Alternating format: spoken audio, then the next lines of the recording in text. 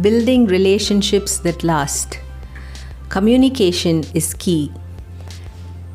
Communication, we can say, is the lifeline to maintaining meaningful relationships. Today, more than ever before, there are myriad ways we can communicate with one another. The advancements in science and technology have placed before us numerous options to communicate effectively, and the boom of social media has literally made the world a global village. Interestingly though, as individuals and as a society, we have distanced ourselves from each other, though the possibilities to communicate are simple and umpteen. Some of the common ways of communication are verbal, non-verbal, written, listening, and visual. Most of us are using one or more of the above-mentioned methods to communicate, and each of us is constantly communicating with someone or the other, whether we realize it or not. There are, however, barriers to communication, and some of the common ones are language, busyness, lack of trust and transparency, varying communication styles, dissatisfaction in relationships, conflict, and indifference to others. If we were to look at communication from a biblical perspective, we will have to go way back to the Tower of Babel. God confused the languages. Genesis chapter 11 verses 1 to 9 records that at this point, the whole earth had one language and one speech. However, when the people got together and tried to build a city whose tower would reach the heavens, and decided to make a name for themselves, and thought that they could defy God, God intervened to thwart their plans. God, in His divine wisdom, decided to do two things. Firstly, He confused their languages, and secondly, He scattered the people all over the earth, which was why the place was called Babel, meaning confusion. God was the originator for languages, and He knew the importance of communication.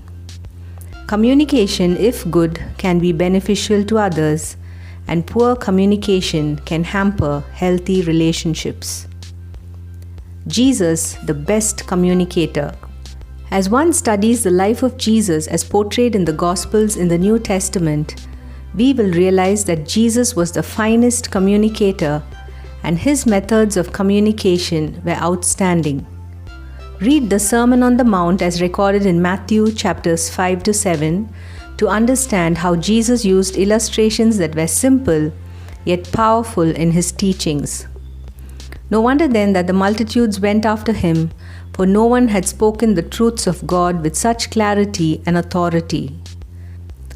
There were times when Jesus went out of the way to meet with individuals like the Samaritan woman in John chapter 4, or Zacchaeus in Luke chapter 19 verses 1 to 10, and communicated in ways that were most appropriate to them.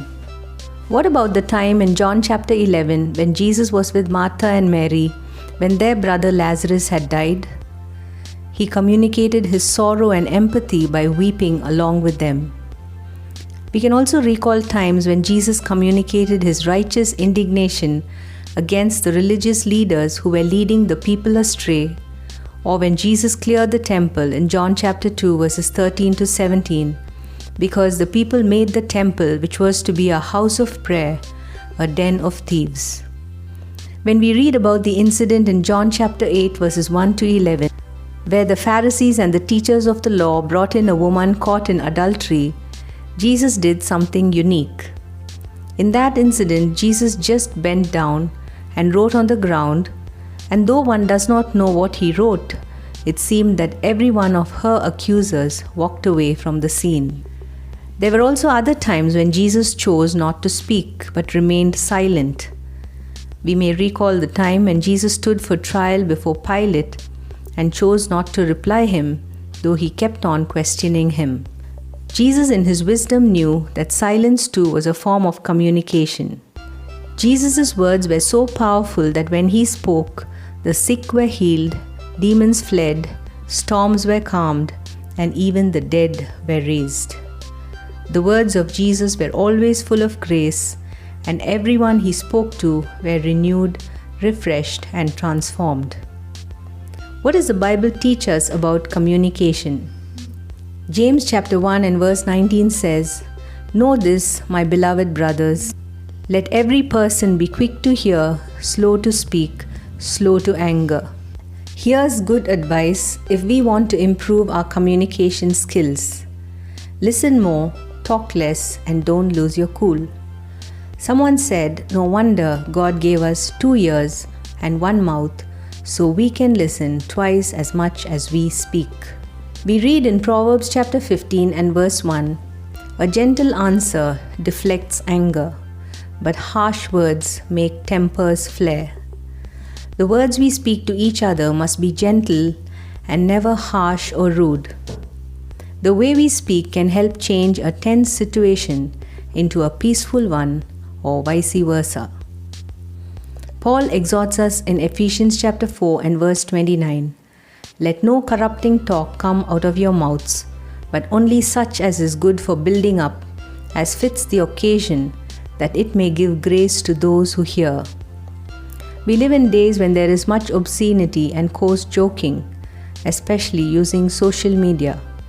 The Word of God admonishes us that every word we speak should be wholesome and edifying to others, and should not in any way cause others to be offended. In Ecclesiastes chapter 3 and verse 7 we read that there is a time to be quiet and a time to speak. While communicating with others, we need to ask God for wisdom to know when to speak and when to remain silent. Have you noticed how often we've got ourselves in deep trouble because we spoke when we should have been quiet?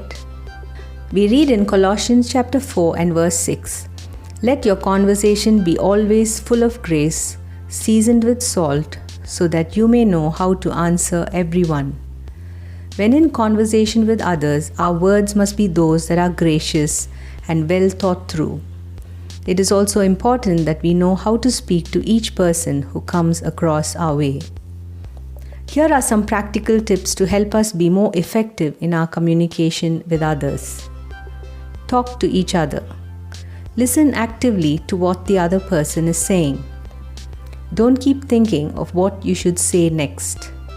Someone said it this way, "The biggest problem in communication is we do not listen to understand, we listen to reply." Look out for non-verbal communication by way of gestures.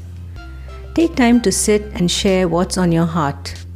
Try to understand and accept the other's point of view. In case of misunderstanding, be willing to clarify and set things right. Don't criticize or accuse the other person. When in conflict, control your words and emotions. Try not to respond to someone in anger. Remember, the more we communicate, the stronger will be the relationship. Let us be reminded that good communication will build strong and healthy relationships. The moment we stop communicating with someone, we run the risk of losing out on a valuable relationship. May God help us to use our communication skills to bless others and build healthy and lasting relationships. If you were blessed by this devotion, please share it with others.